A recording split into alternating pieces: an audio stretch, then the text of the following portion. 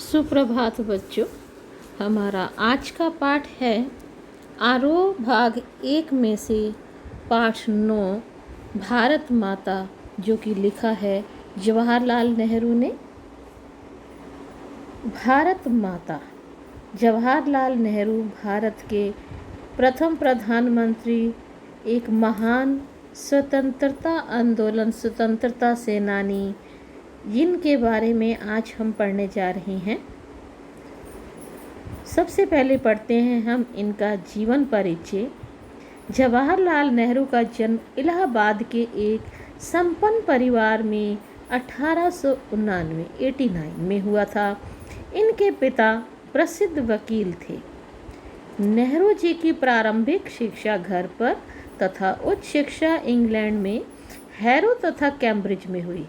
इन्होंने वहीं से वकालत की पढ़ाई की। इन पर गांधी जी का बहुत प्रभाव था।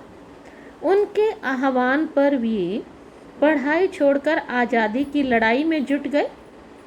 1929 ईस्वी में वे भारतीय राष्ट्रीय कांग्रेस के लाहौर अधिवेशन के अध्यक्ष बने और पूर्ण स्वतंत्रता की मांग की।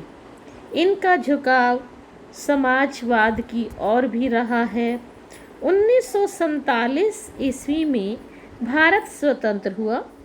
ये भारत के पहले प्रधानमंत्री बने तथा जीवन पर्यंत भारत के निर्माण में लगे रहे।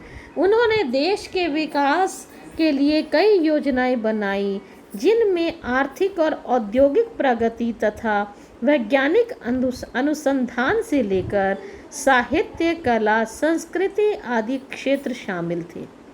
बच्चों से इन्हें विशेष लगाव था। वे चाचा नेहरू के रूप में जाने जाते थे, तभी तो इनका जन्म एक बाल दिवस के रूप में भी मनाया जाता है। ये शांति, अहिंसा और मानवता के हिमायती थे। इन्होंने अंतर्राष्ट्रीय स्तर पर विश्व शांति और पंचशील के सिद्धांतों का प्रचार किया। इनका निधन 1964 ईस्वी में हुआ। इनकी प्रमुख रचनाएं हैं, ये उच्च कोटि के लेखक भी थे। इन्होंने अंग्रेजी में लिखा। इनकी रचनाओं का हिंदी सहित अनेक भाषाओं में अनुवाद हुआ। इनकी रचनाएं अनेक हैं, जैसे मेरी कहानी, जो कि इनकी अपनी आत्मकथा है, विश्व इतिहास की झलक, हिंदुस्तान की कहानी, पिता के पत्र पुत्री के नाम, जो कि इन्होंने जेल जाते समय जेल में अपनी पुत्री इंदिरा गांधी को लिखे थे, लेखों और भाषणों का संग्रह, हिंदुस्तान की समस्याएं, स्वाधीनता और उसके बाद, राष्ट्रपिता, भारत की बुनियादी एकता, लड़खड़ाती दुनिया। तो इस तरह से जवाहरलाल नेहरू एक महान लेखक के रूप में भी प्रख्यात हुए। भारतीय जनता, भारतीय किसान इन्हें अत्यंत प्रिय थे। ये भारत के उत्थान के लिए जीवन पर्यंत लगे रहे। भारत की उन्नति के लिए जीवन पर्यंत इन्होंने प्रयास किया और अंत में प्राण भी इन्होंने भारत की उन्नति के लिए ही दिए थे। यह अब है पाठ का सारांश। भारत माता अध्याय हिंदुस्तान की कहानी का 5वां अध्याय है। इसमें नेहरू जी ने बताया है कि किस तरह से देश के कोने कोने में आयोजित जलसों में जाकर वे आम लोगों को बताते थे कि अनेक हिस्सों में बटा होने के बाद भी हिंदुस्तान एक है। इस अपार फैलाव के बीच एकता के क्या आधार हैं और क्यों भारत एक देश है, जिसके सभी हिस्सों की नियति एक ही तरीके से बनती और बिगड़ती है। उन्होंने भारत माता शब्द पर भी विचार किया तथा यह निष्कर्ष निकाला कि भारत माता की जय का मतलब है यहाँ के करोड़ों करोड़ों लोगों की जय। अब हम देखते हैं इनके शब्दार्थ। इस पाठ में आने वाले शब्दार्थ अक्सर मिस होता है। प्राय जलसा, समारोह, संस्थापक, स्थापना करने वाला, सियाने, समझदार, गिज़ा, खुराक, नज़रिया यानी कि सोचने का तरीका, महबूद होता है सीमित, मसला मीज होता है मुद्दा। यकसा, एक जैसा, एक समान। स्वराज्य, अपना शासन। धुर और परे, शिकंजा कसने वाला औजार। महाजन, ब्याज पर देने वाले, धन देने वाले। लगान होता है खेती की ज़मीन पर बुआई का कर देना। सूद मीन्स होता है ब्याज यानी कि इंटरेस्ट। जुल्म, अत्याचार। हासिल मीन्स होता है प्राप्त कर लेना। जून मीन्स होता है अंश। कश्मकश, वो अर्थात करें या ना करें, पसोपेश में पड़ जाना। अचरज मीन्स होता है हैरानी, तब्दीली, बदलाव। जंग मीन्स होता है लड़ाई। धावा मीन्स होता है हमला। आक्रमण, मंदी। व्यापार में कमी होती है। मुल्क होता है देश और हवाले संदर्भ। ताजुब, हैरानी। जवाब न बन पाना, ये एक मुहावरा है, अर्थात उत्तर न दे पाना। किसानी मीन्स होता है खेती करना। किसान खेती करने वाला, और किसानी यानी कि खेती। सूबा मीन्स होता है प्रदेश यानी कि जिला। अजीज मीन्स होता है प्रिय। तो अब चलते हैं हम पाठ की ओर। नेहरू जी का कहना है कि जब वे जलसों में जाते हैं तो वो श्रोताओं से भारत की चर्चा करते हैं।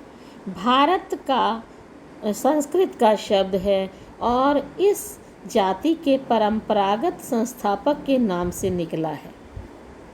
शहरों में लोग अधिक समझदार हैं। गांव में किसानों से देश के बारे में चर्चा करते हैं। वे उन्हें बताते हैं कि देश के हिस्से अलग अलग होते हुए भी एक हैं। वे उन्हें बताते थे कि उत्तर से दक्षिण तक, वे उन्हें समझाने की ये कोशिश भी करते थे कि उत्तर से दक्षिण तक और पूर्व से पश्चिम तक उनकी समस्याएं एक जैसी हैं और स्वराज्य सभी के लिए फ़ायदेमंद है। नेहरू जी ने सारे भारत की यात्रा की। इस दौरान यह समझाने का प्रयास किया कि हर जगह किसानों की समस्याएं एक जैसी हैं या एक सी हैं, जैसे गरीब, कर्जदार, पूंजीपतियों के शिकंजे, जमींदार, महाजन, कड़े लगान और सूद, पुलिस के जुल्म, ये सभी बातें विदेशी सरकार की देन है तथा सबको इससे छुटकारा पाने के लिए सोचना है। सभी लोगों को देश के बारे में सोचना है। वे लोगों से चीन, स्पेन, अबिसीनिया, मध्य यूरोप, मिस्र और पश्चिमी एशिया में होने वाले परिवर्तनों का जिक्र करते हैं। वे सोवियत यूनियन व अमेरिका की उन्नति के बारे में बताते हैं। किसानों को विदेशों के बारे में समझाना आसान न था, किंतु उन्होंने जैसा समझ रखा था वैसा मुश्किल भी न था। इसका कारण यह था कि हमारे महाकाव्यों व पुराणों ने इस देश की कल्पना उन्हें पहले ही करा दी थी और इसके पश्चात तीर्थ यात्रा करने वाले लोगों ने भी बड़ी बड़ी लड़ाइयों में भाग लेने और सिपाहियों और कुछ ने विदेशों में नौकरी करके देश दुनिया की पूरी जानकारी प्राप्त कर ली थी और दूसरों को भी दी थी। सन 30 की आर्थिक मंदी की वजह से दूसरे देशों के बारे में नेहरू जी के द्वारा दिए गए उदाहरण लोगों की समझ में आ जाते थे और इस तरह से पूरे देश के बारे में नेहरू जी लोगों के साथ व्याख्या करते थे, चाहे वो देश की नदियां हों, पहाड़ हों या देश में लगी हुई कोई फैक्ट्रियां हो, देश को विकसित रूप में देखने के लिए वनस्पति हो, पेड़ पौधे हो, सभी के बारे में उन सब लोगों से वे चर्चा करते थे। जलसा में अक्सर नेहरू जी का स्वागत भारत माता की जय के नारे से होता था। वे लोगों से इस नारे का मतलब पूछते तो वे जवाब न दे पाते। एक बार एक हट्टे कट्टे किसान ने भारत माता का अर्थ धरती बताया। उन्होंने पूछा, कौन सी धरती?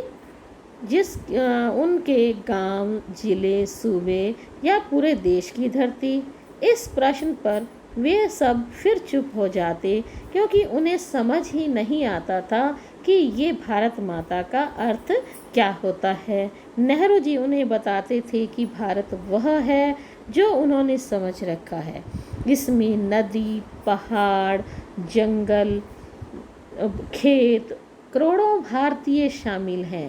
भारत माता की जय का अर्थ है इन सब की जय, यानी इन पहाड़ों की, नदियों की, जंगल, खेत, वनस्पति, ये जो सब हैं इन सब की जय है।